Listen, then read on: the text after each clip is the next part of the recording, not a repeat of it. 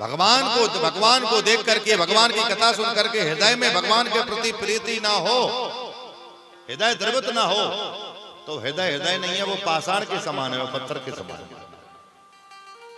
पत्थर के समान। हमारे वृंदावन में एक महात्मा जी थे, कथा सुनने जाते थे ना, कथा वाचक जी कथा सुनाते थे, कोई ऐसा कोई भक्त का कोई चरित्र आता, कोई ऐसा धार्मिक प्रसंग आता, तो भक्त लोग फूट फूट कर रोने लगते। एक जो महात्मा जी कथा में सुनने जाते थे, उनकी आंखों में से आंसू नहीं निकलते थे। 2 दिन हो गए, 4 दिन हो गए, महात्मा जी ने सोचा कि मेरी आंख बड़ी खराब है, सब रोते हैं, मेरी आंखों में से आंसू नहीं निकलता। बोले कल कथा सुनने आऊंगा तो कुछ ना कुछ करूंगा। जब 5वें दिन कथा सुनने के लिए आए तो रूमाल में मिर्ची लगा करके लेके आए। क्या? मिर्ची, लाल मिर्ची। और जैसे ही जब कथावाचक जी कथा करने लगे, कोई मार्मिक प्रसंग आया, किसी भक्त का कोई चरित्र आया, कथा जब आगे बढ़ने लगी, भक्त लोग रोने लगे, अश्रुपात होने लगे। महात्मा जी ने जो रूमाल में मिर्ची लगी हुई थी, वो मिर्ची वाला रूमाल आंख पर घुमा लिया, फिर लिया। जब आंखों में मिर्ची लगी तो आंसू निकलने लगे, ऑटोमेटिक। हाँ, आंसू निकलने लगे कर जाकर। आजकल रोने के लिए एक क्रीम भी आने लगी है, आंसू नहीं निकलता हो तो भैया उस क्रीम को लेकर के लगा लो तो आंसू निकलने, ऐसा सुना है। कोई बता रहे थे, कोई जो मूवी बनाते हैं ना, पिक्चर बनाते, बोले महाराज जी, बोले एक ऐसी कोई क्रीम कोई आती है, बोले आंख पे ऐसे लगा लो तो आंसू अपने आप निकलने लगते हैं। भैया वो दिखावटी क्रीम है, वो दिखावटी आंसू है दुनिया को।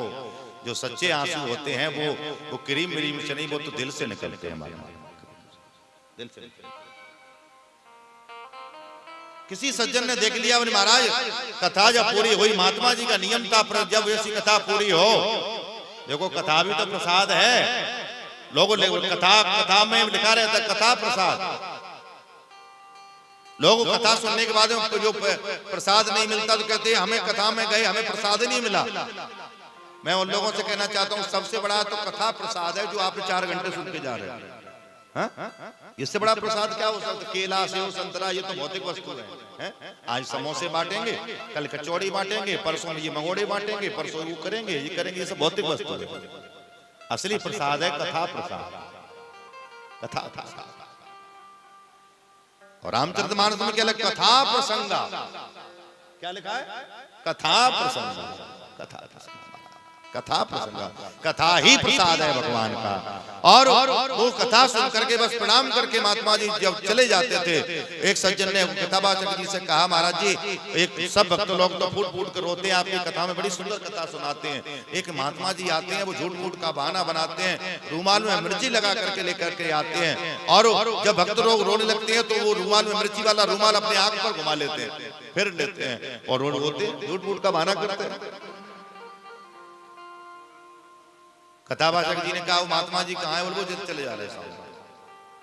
दौड़े दौड़े गए और जाकर के कथावाचक जी और महात्मा जी की चरणों में गिर पड़े। अरे महाराज, महात्मा जी ने कहा, अरे तुम कथावाचक हो, अरे आपको ऐसा प्रणाम नहीं करना चाहिए। और तब कथावाचक जी ने, व्यास जी ने कहा, वक्ता जी ने कहा, आपने महाराज शास्त्र के बात को सिद्ध कर दिया कि भगवान की कथा सुन करके भगवान आंखों में से आंसू ना निकले, उस आंख में तो मिर्ची चौंक देना चाहिए, मिर्ची डाल देना चाहिए। आपने वो ही किया, वो ही किया।